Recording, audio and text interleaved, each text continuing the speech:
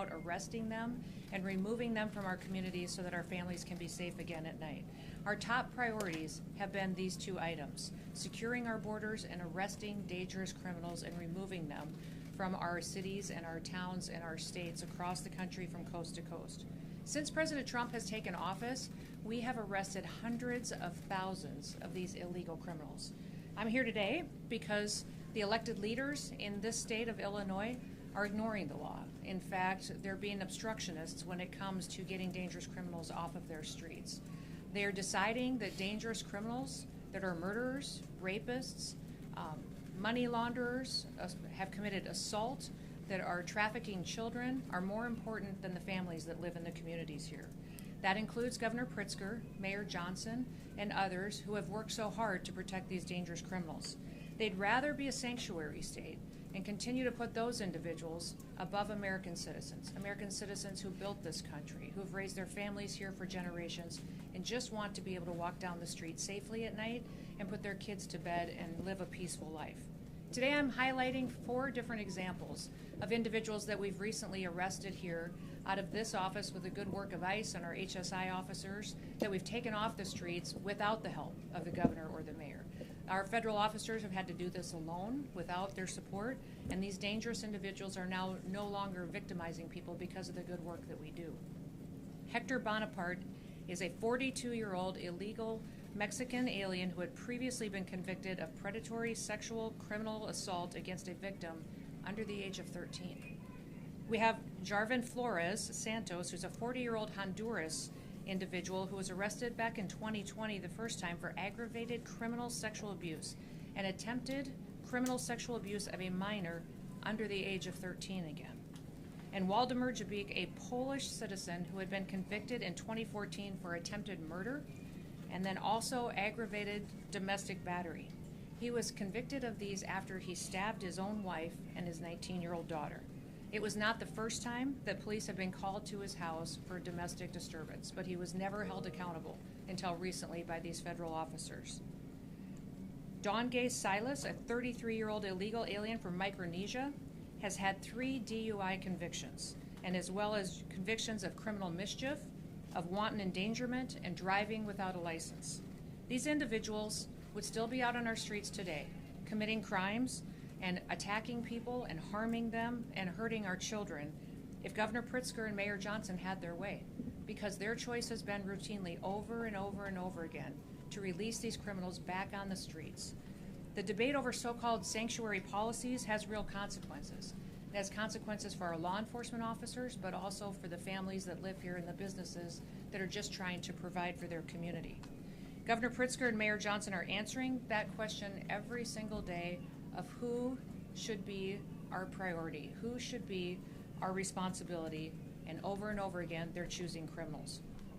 In just the last 7 months, ICE has issued over 1,664 detainers in Chicago alone.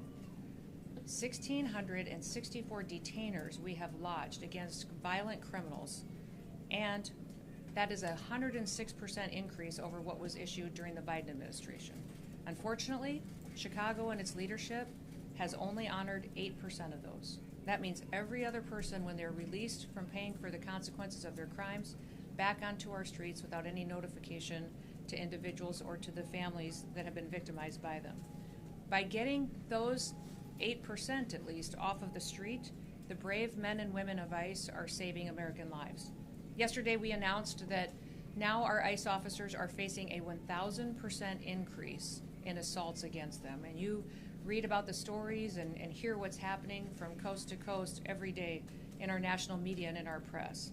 But it's in large part due to the pro-sanctuary state and cities policies and the language of elected bureaucrats and politicians that are reckless with their lives and endangering their families.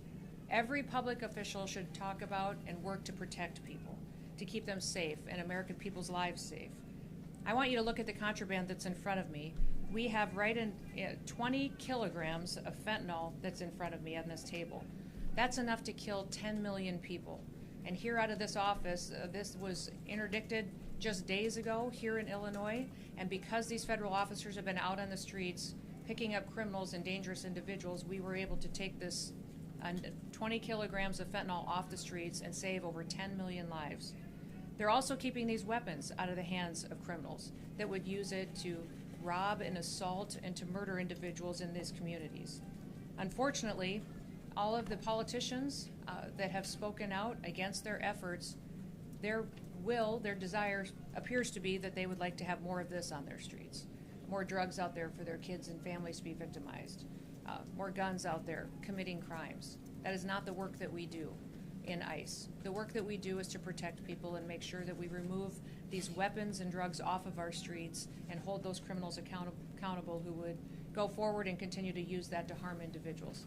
I just want to ask you for 3 things today. Number 1, I want to ask you to support your law enforcement officers. Have their backs.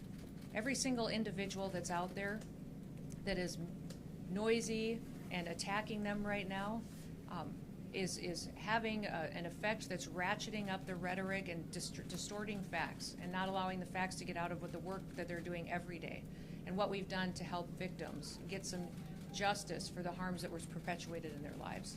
Those of us that appreciate the work of our law enforcement officers, the fact that we're a country that doesn't pick winners and losers. We apply the law, and if we don't like the law, we should be going to Congress to change it.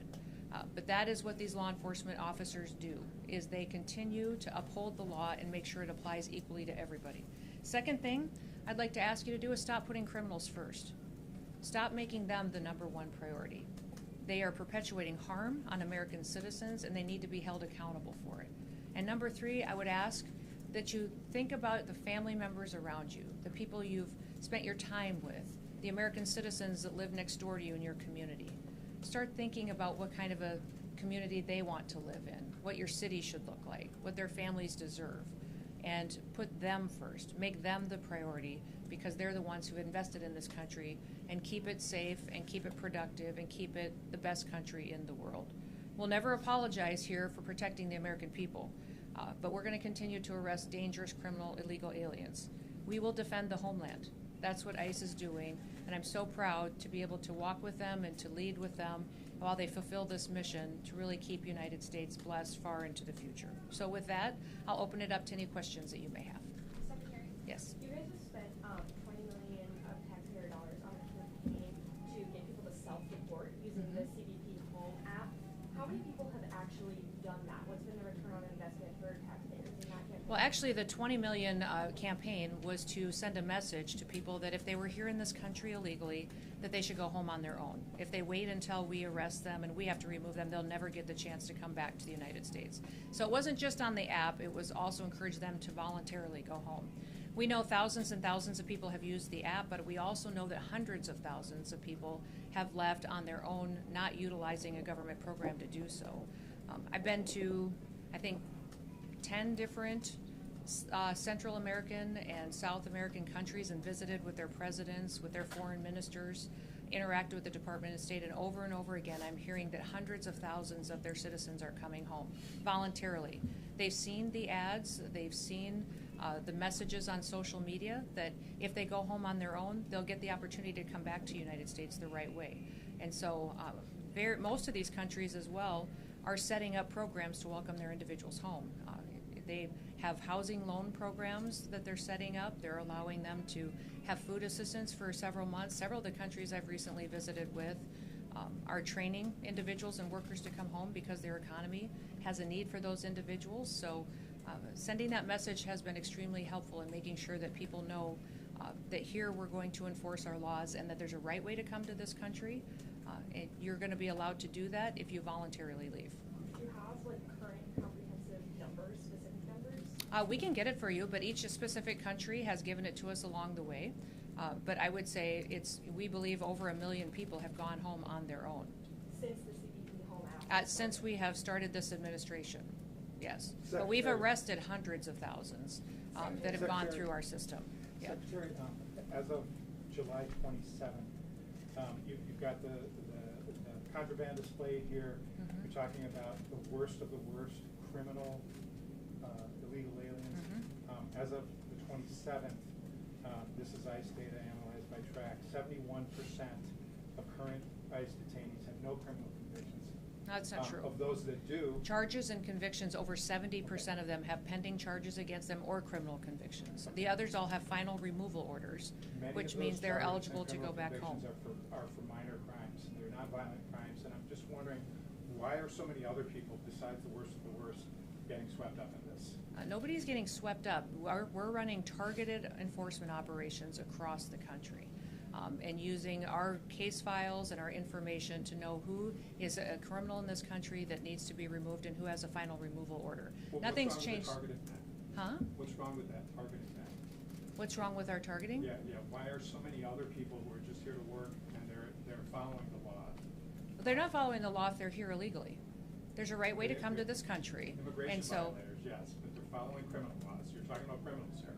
yes, I'm talking about criminals in these situations, absolutely. But we also have every situation where we have those that have final removal orders need to go home because their due process is over and they have their paperwork and they're ready to travel. So that has been the priority since the very beginning.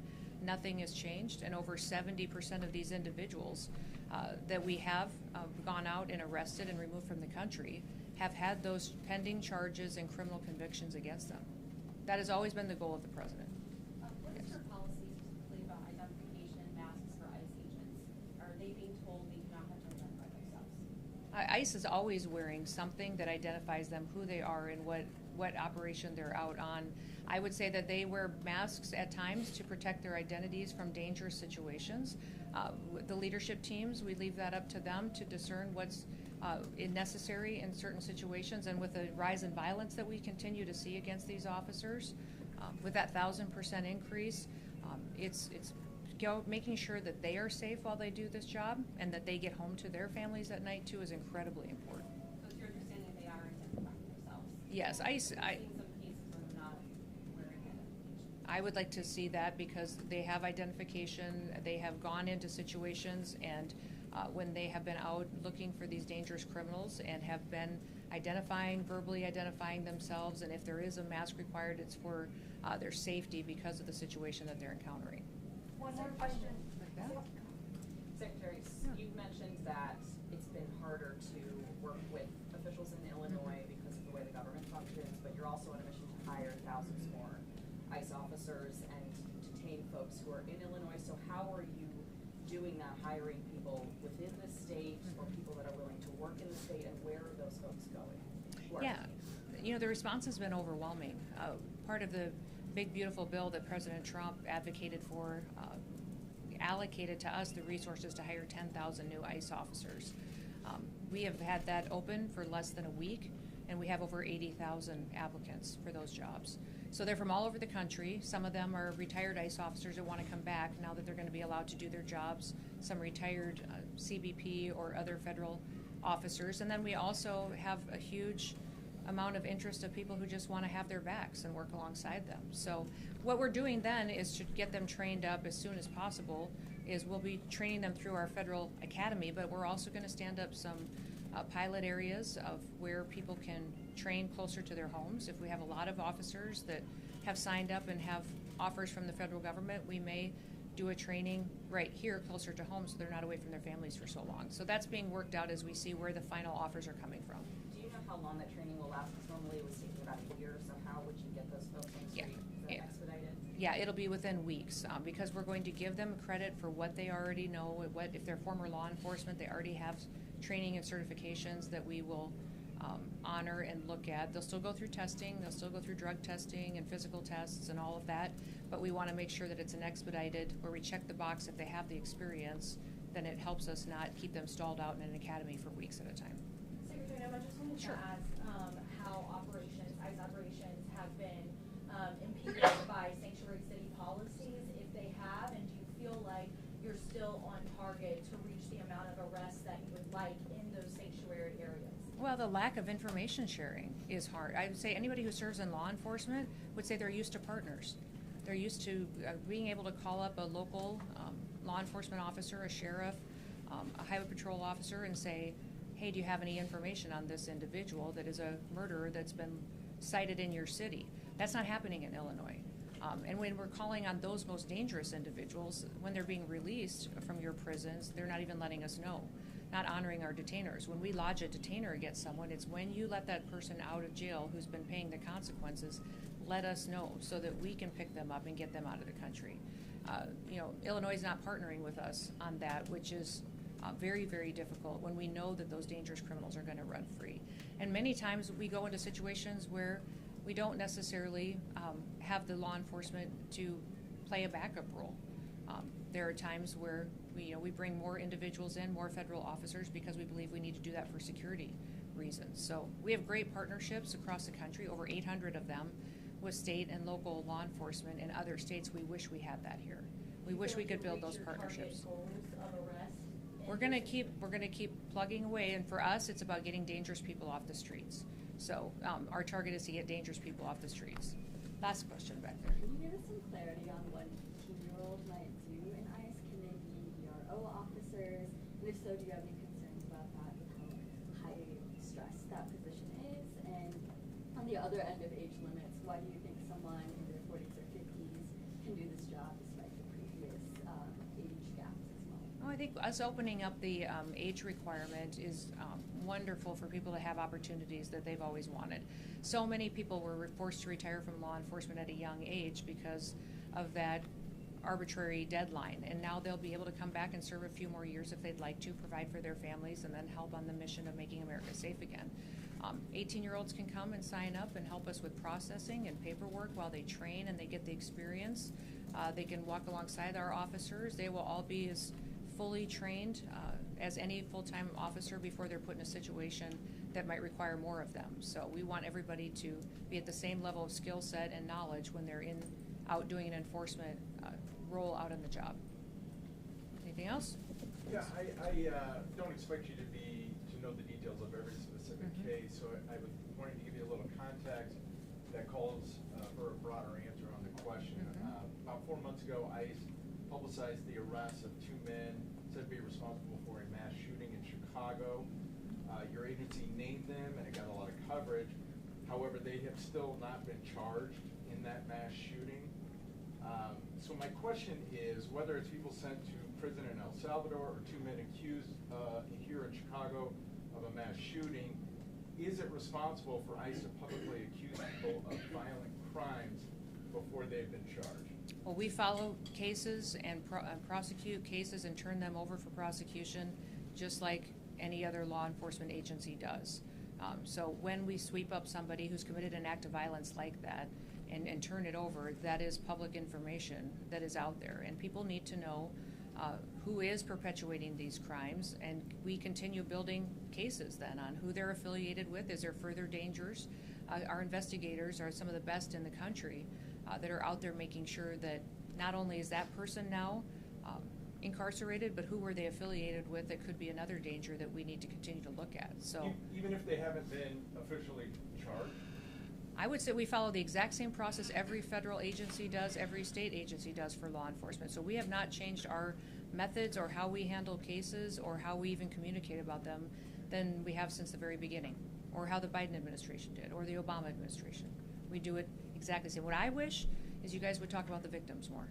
How many people were shot in that mass shooting? How many people were victimized? How are their families doing? You all spend so much time talking about the poor justice for these criminals that are harming individuals every single day, and you don't even think twice to go talk to a mom who's now lived for a year and a half without her daughter. Go talk to somebody and see how they're doing, trying to get their kids to school, not sure if they're safe. So I would encourage you to remember that there's always victims in these situations, and many times you're focusing on the one who made them a victim. Thank you. You guys have a good day.